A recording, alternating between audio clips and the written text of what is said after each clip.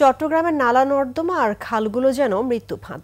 ৫ বছরে নালায় পড়ে মৃত্যু হয়েছে অন্তত ৮ জনের, কিন্তু এর দায় নিতে রাজি নয় নগর কর্তৃপক্ষ। তারা এগুলোকে দুর্ঘটনা বলে দায় এড়াচ্ছেন। চট্টগ্রাম প্রতিনিধি হাসান ফেরদৌসের পাঠানো তথ্যের ডেস্ক রিপোর্ট। ক্যামেরায় ছিলেন বিপ্লব মজুমদার। গণমাধ্যমের তথ্য বলছে ২০২৩ সাল থেকে এখনো পর্যন্ত নালায় পড়ে ৮ জনের মৃত্যু হয়েছে। ২০২৩ সালের ৭ আগস্ট পাহাড়তলিতে নালায় পড়ে মারা যান কলেজ ছাত্রী নিপা। ২০২১ সালের ৩০ জুন ১৬ শহর এলাকার চশমা খালে পড়ে অটোরিকশা চালক ও এক যাত্রীর মৃত্যু হয়। একই বছর ২৫ আগস্ট মুরাদপুরে ড্রেনে পড়ে নিখোঁজ হন এক সবজি ব্যবসায়ী। ২০২৪ সালে নগরীর আছাদগঞ্জে খালে পড়ে মারা যান কলেজ শিক্ষার্থী আজিজুল হাকিম।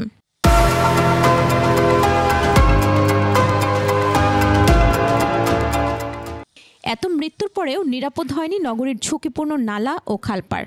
কাগজে কলমে প্রকল্প বাস্তবায়নের গল্প শোনালেও সামান্য বৃষ্টিতে তলিয়ে যায় চট্টগ্রাম মহানগরী।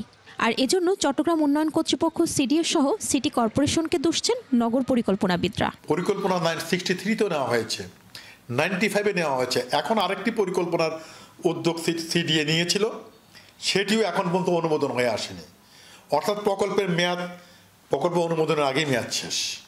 আমার কোনো কন্ট্রোলিং নাই সিটির বিকাশের মধ্যে।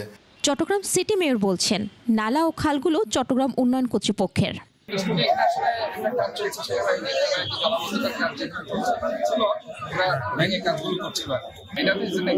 খাল নালা সংস্কারে চট্টগ্রাম উন্নয়ন কর্তৃপক্ষ সিডিএ বাস্তবায়ন করেছে ৪ প্রকল্প, যার জন্য বরাদ্দ ১৪,৩৪৯ কোটি টাকা। এরই মধ্যে খরচ হয়েছে ৮,৩১২ কোটি টাকা।